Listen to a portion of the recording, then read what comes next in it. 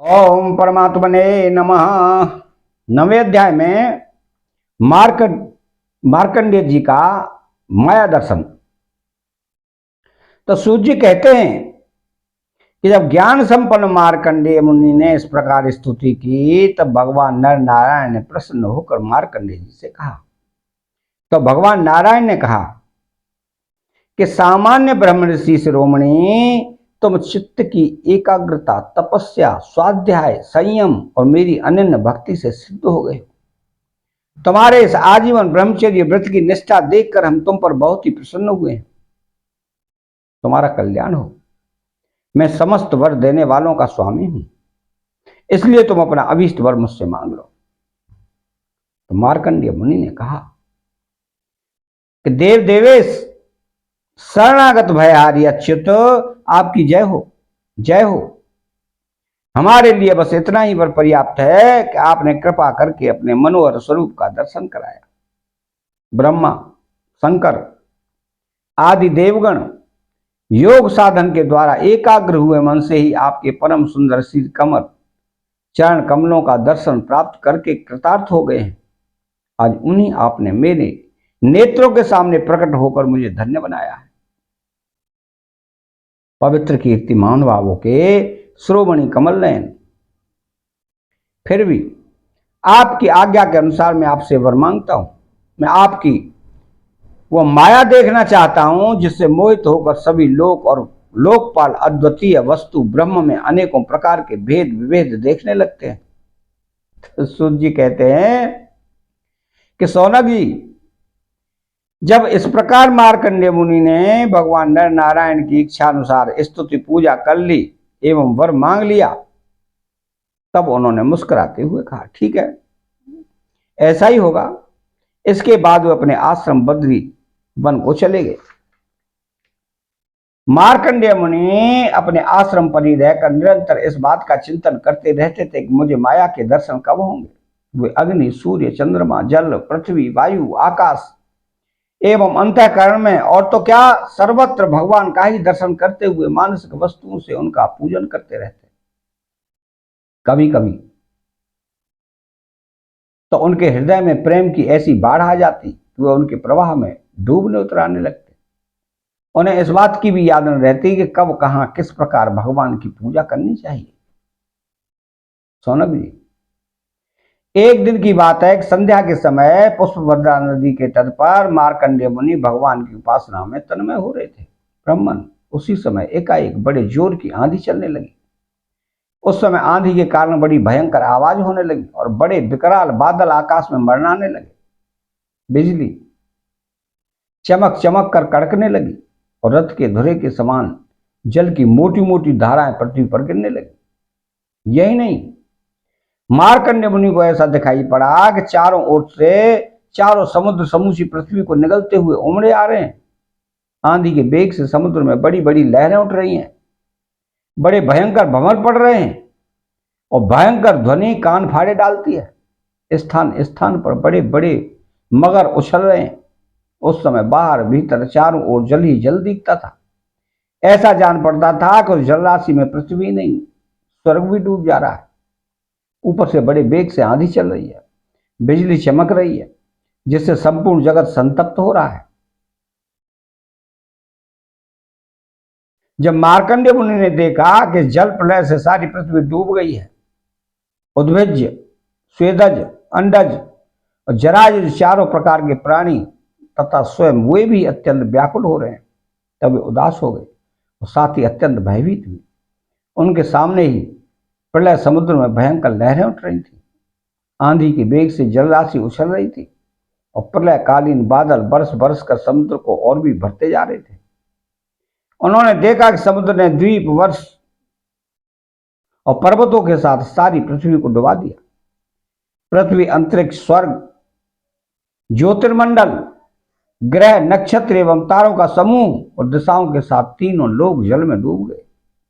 बस उस समय एकमात्र महामुनि मार्कंडेय ही बच रहे थे। उस समय वो पागल और अंधे के समान जटा फैलाकर यहां से वहां, वहां से यहां भाग भाग कर अपने प्राण बचाने की चेष्टा कर रहे थे।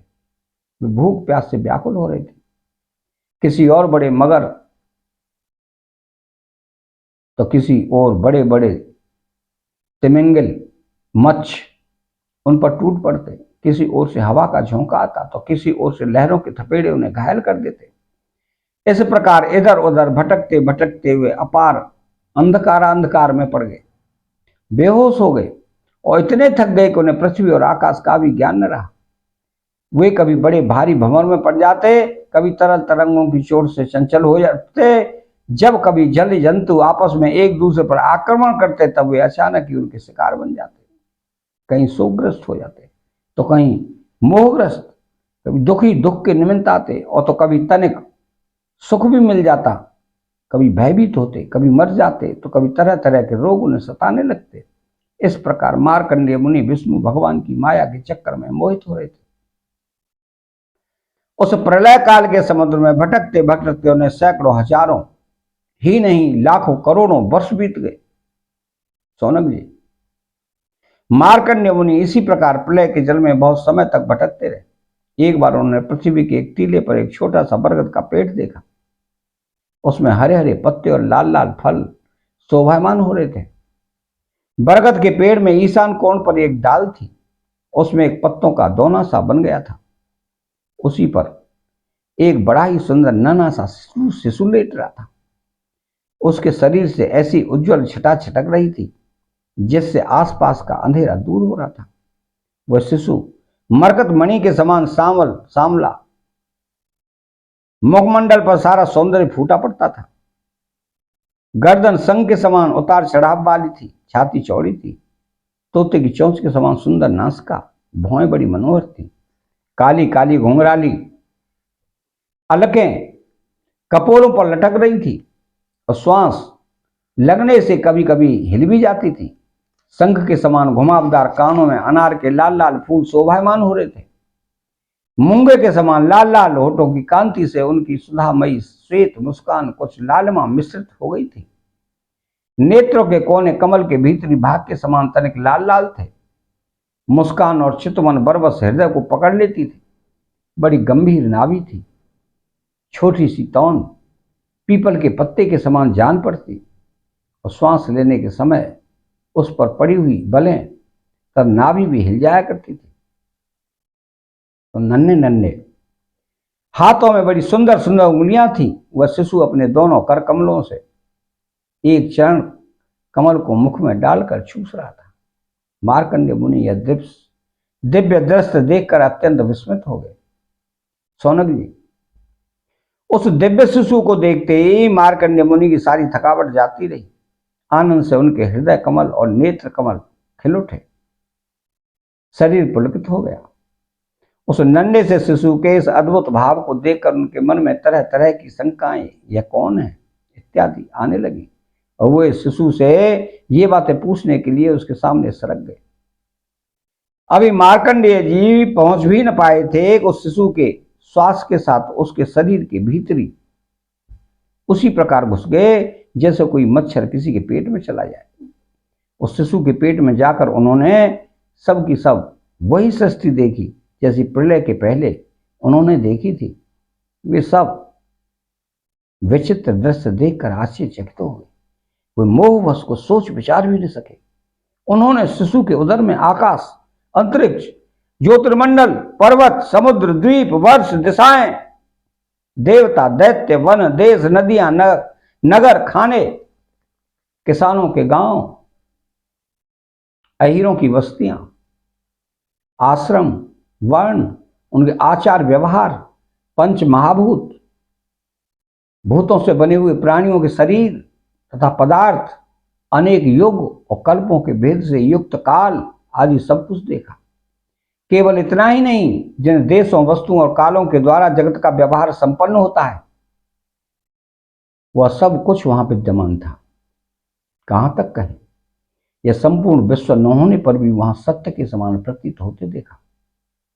हिमालय पर्वत, वही पुष्पभद्रा नदी, उसके तट पर अपना आश्रम और वहां रहने वाले ऋषियों को भी मार्कंडेय जी ने प्रत्यक्ष ही देखा। इस प्रकार संपूर्ण विश्व को देखते देखते ही वे उस दिव्य शिशु के श्वास के द्वारा ही बाहर आ गए और फिर प्रलयकालीन समुद्र में गिर पड़े। और फिर उन्होंने देखा कि समुद्र के बीच में पृथ्वी के टीले पर वही बरगद का पेड़ ज्यों का त्यों विद्यमान है, और उसके पत्ते के दोने में वही शिशु मंद मुस्कान है, अपनी प्रेम पूर्ण चितवन से मार्कंडेय जी की ओर देख रहा है। जब मार्कंडेय मुनि इंद्रियातीत भगवान को जो शिशु के रूप में क्रीड़ा कर रहे थे, नेत्रों के मार्ग से पहले ही हृदय में विराजमान हो चुके थे, आलिंगन करने के लिए बड़े श्रम और कठिनाई से आगे बढ़े। परंतु सौनक जी, भगवान केवल योगियों के ही नहीं, स्वयं योग के भी स्वामी और सबके हृदय में छिपे रहने वाले हैं। अभी मार्कंडेय मुनि उनके पास पहुंच भी न पाए थे, वे तुरंत अंतर्ध्यान हो गए। ठीक वैसे ही जैसे अभागे और असमर्थ पुरुषों के परिश्रम का पता नहीं चलता, तो वह फल दिए बिना ही क्या हो गया। सौनक जी, उस शिशु के अंतर्ध्यान होते ही वह बरगद का वृक्ष था प्रलयकालीन दृश्य एवं जल भी तत्काल लीन हो गया, और मार्कंडेय मुनि ने देखा कि मैं तो पहले के समान ही अपने आश्रम में बैठा हुआ हूं। अतः यह 9वां अध्याय समाप्त होता है। चैनल को सब्सक्राइब करें, बेल आइकन घंटी को दबाएं, कमेंट बॉक्स में श्री राधे कृष्णा लिखें। जय श्री कृष्णा।